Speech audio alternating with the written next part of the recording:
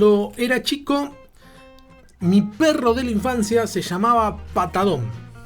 Le pusimos Patadón porque nos habían prometido que nos iban a regalar un pequinés. Y viste que el pequinés tiene la trompa achatada, decíamos nosotros, como si le hubieran dado una patada fuerte. Es decir, un patadón. Y de ahí quedó el nombre. Después nos trajeron al perro y resultó ser que no era un pequinés. Era un perro más bien grande, parecido al borocho este, pero con la trompa un poquito más corta, pero no achatada. Tampoco era un patadón.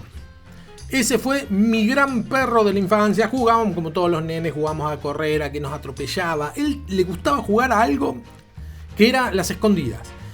En el parque de la casa donde vivíamos estaba un poquito oscuro, ¿no? Entonces no se veía bien, había como sombras. Entonces él se escondía en medio de las sombras, tipo acostado en la mitad del parque, y yo, si salía a la noche descuidado a buscar algo que me había olvidado, no sé, la pelota o la ropa que me tenía que poner al otro día, algo, me asustaba. Salía ladrándome, asustándome, y bueno, ahí empezamos a correr otra vez.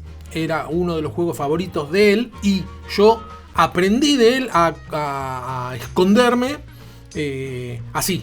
Cada vez que jugábamos a las escondidas, mi lugar favorito, creía yo que era imposible de encontrar, me tiraba cuerpo a tierra en la oscuridad del parque, y de esa forma el que terminaba de contar miraba siempre atrás de los arbustos, atrás de algo, de un tacho, de un auto, algo, pero nadie miraba en el piso. Y entonces, cuando más o menos llegaba a la altura donde yo estaba, le salía a la carrera a ganarle lo que se llamaba el piedra libre, que después se llamó pica. En fin, Patadón murió en un accidente de tránsito, y con mi hermano lo enterramos en el fondo de la casa, hicimos un pozo y le dimos las sepulturas cristianas. Es decir, que armamos una crucecita con 2 palos y se lo clavamos ahí en la tumba, con la esperanza que el día de mañana nos reencontremos en el cielo. Después mi papá se encargó de anoticiarme que en realidad los animales no tienen alma, por lo tanto no van al cielo, sino que ahí quedan. Que los únicos que vamos al cielo somos nosotros, los seres humanos, las personas. Porque somos los únicos que tienen alma. Ahora, ¿de dónde sacó esa idea que los seres humanos somos los únicos que tenemos alma? Bueno, eso tiene que ver con el magisterio católico, ¿no? La tradición católica, que agrega muchas cosas a la Biblia. Entre tantas es que la marca de Dios, es decir, ¿vieron que Dios nos creó a su imagen y semejanza? Bueno, ¿a qué se refiere? Entonces, teologizando sobre a qué se refiere con Dios nos creó a su imagen y semejanza, a algún cráneo de la Edad Media se le ocurrió pensar que se trataba del alma. La marca de Dios era el alma. Después hubieron muchas otras teorías sobre qué era, que tal vez era el habla, el discernimiento, etc. Pero quedó muy arraigada la idea que a los seres humanos nos creó con alma, mientras que a todos los demás no. Es una idea. La Biblia no dice eso. La Biblia no dice que a los animales no los creó con alma. Allá por el 1800, un tal Charles Darwin se le ocurrió la idea que las personas no somos tan especiales, sino que pertenecemos a una categoría que considerábamos inferior, que era la categoría animal. Que nosotros éramos animales un poco más desarrollados. Animales con algún tipo de evolución distinta y en algunos aspectos superior al resto de los seres humanos. La iglesia cristiana se enojó en ese momento y siguen enojados con Darwin por haber dicho semejante barbaridad. Las personas, dentro de la teología católica o popular, porque inclusive la evangélica adoptó mucho de eso, los seres humanos somos la frutillita de la torta, es decir, lo último de la creación. Ahí están los seres humanos, que Dios lo creó para llevar al máximo la creación, lo máximo, lo mejor que puedo hacer de la creación somos nosotros. dudo. Dudo que algo que Dios haya creado sea de menor categoría.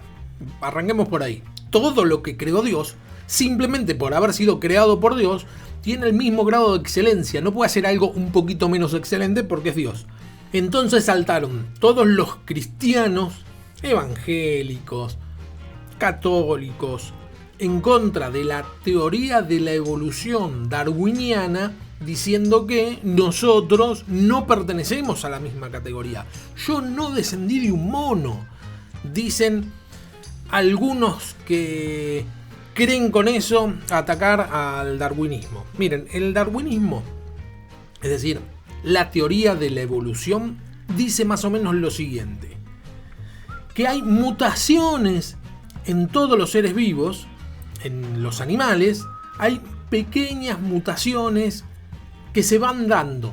Esas pequeñas mutaciones, a lo largo de muchos siglos, termina redundando en algún tipo de característica particular de ese animal. Si le sirve esa mutación que tuvo, bueno, esa mutación va a prosperar, se va a reproducir y va a transmitir esa mutación a sus generaciones. Para poner un caso, el típico caso de las jirafas. Habían jirafas con cuellos gigantes y jirafas con cuellos chicos, ¿no? El cuello gigante, una de las dos es una mutación, ¿no? Vamos a suponer que sea el del cuello gigante, ¿no? Que por pequeñas mutaciones a lo largo de los siglos, unas jirafas fueron teniendo el cuello cada vez más largo, mientras que otras no. Otras quedaron con el cuello corto. Las de cuello alto podían comer las hojas de las ramas que estaban abajo y las que estaban arriba, mientras que las de cuello corto solamente podían comer las hojas de las ramas que estaban abajo. Las que estaban arriba no les alcanzaba. Por lo tanto, tuvieron más posibilidad de adaptación las de cuello alto, porque comían las hojas de arriba y de abajo, más posibilidad de sobrevivir, mientras que las de abajo, al acabarse, las de cuello corto, al acabarse el alimento que estaba más abajo, terminaron por morirse, por lo tanto no se pudieron reproducir, y las que se reproducían porque tenían el cuello largo, su descendencia eran de cuello largo. De esa forma quedaron jirafas de cuello largo.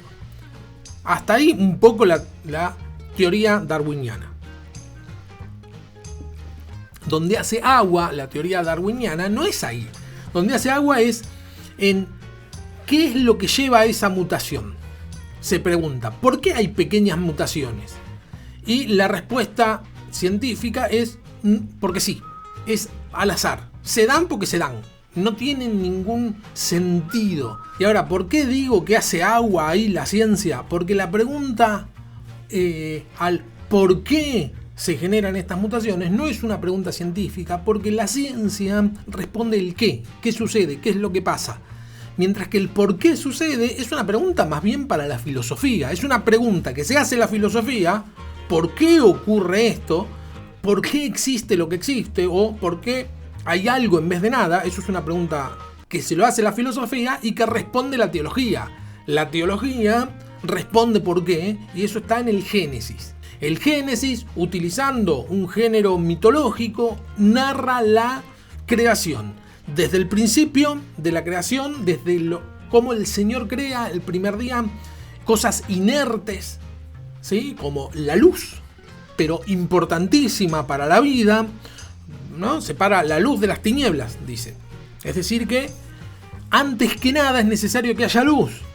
Después crea los seres con vida, va creando día a día, es decir, categoría tras categoría, y el último día, el sexto día, el último es el séptimo, que es el día que descansa, pero el último día de creación es el sexto, y ahí en el mismo día, en el sexto, crea los animales y los seres humanos. No entra el ser humano en otra categoría, entra en la categoría sexto día, entra en la categoría animal. Ya desde el Génesis, Dios nos estaba diciendo que nosotros pertenecemos a una categoría animal. No nos distinguimos tanto de los animales. Primero por una cuestión de observación. Vamos a ver cómo el ser humano se parece mucho al mono. Mucho. Como un perro se parece mucho a un lobo. cómo un perro se parece a un gato, aunque no tanto. El gato se parece un poco más a un puma, por poner el caso. Pero entre ellos, perro, lobo, gato, puma, se parecen entre ellos bastante, mucho más que a un pez. Aunque el pez también es un animal. Vemos por observación simple que hay cierta semejanza. Y teológicamente hablando, la respuesta está en el Génesis. Como Dios nos crea a los animales y al ser humano el mismo día. No pertenecemos a otra categoría. Y este creer que somos superiores generó por lo menos dos cuestiones, dos grandes problemas. El primero es creer que los animales son menos, ¿no? Entonces ahí viene lo que es el maltrato animal. Los animales los creó Dios. No podemos maltratar la creación de Dios. El maltrato animal, el desastre ecológico, cómo hemos extinguido especies. Eso es no tener temor de Dios. Extinguir una especie. Dios la crea y nosotros la desintegramos. Todo el desastre ecológico, no solo de los animales, sino de las plantas, es pecado porque es destruir algo que Dios creó. Y la otra gran contra que tiene el creernos tan distintos de los animales es, por un lado, el desprecio a los animales y por otro lado, el tildar de animal a una persona, que ahora se dice como un insulto, pero en muchas épocas anteriores y en algunos lugares en la actualidad, el hecho de considerar un animal a una persona le daba derecho a otra persona a esclavizarlo, porque no era considerado una persona. Esto pasó con los negros en muchas partes de Europa y de América. Se los consideraba que no eran personas, ¿sí? Estaban en un rango inferior, una especie de mezcla entre animal y persona, y como los animales no tenían alma, como los animales eran inferiores a nivel creacional, bueno, se los podía esclavizar. De hecho, los aborígenes que habitaban estas tierras de América durante lo que se llamó la conquista, la Iglesia Católica tuvo un momento, un tiempo largo de debate sobre si los habitantes de acá eran personas o no eran personas. Debatían si lo que claramente eran personas eran o no eran personas. ¿Por qué venía el debate? Porque si no eran personas se las podían esclavizar. Se podía utilizar como fuerza bruta de carga a los seres humanos que habitaban acá. Tal cual como se hacía con los negros. Hasta que el Vaticano se pronunció en favor de considerar seres humanos a los habitantes de estas tierras, por lo tanto no era legal esclavizarlos. Todas estas tragedias, ¿sí?, tanto la esclavitud como el desastre ecológico y el maltrato animal, son tragedias que se desprenden de entender mal qué lugar en el mundo tenemos. A nosotros el Señor nos dio el raciocinio, cosa que no se lo dio a los animales, por lo tanto somos responsables de cuidar su creación. De hecho, Él nos pone como mayordomos, ¿no? Y Dios nos va a pedir cuenta de qué es lo que hicimos con la creación. Dios nos va a pedir cuenta y el propósito de Él es reunir todas las cosas en Cristo. Y cuando dice todas las cosas, se está refiriendo a todas las cosas. Los animales también son cosas. Es decir, que el propósito de Jesús es reunir a todos los animales y las personas en Cristo.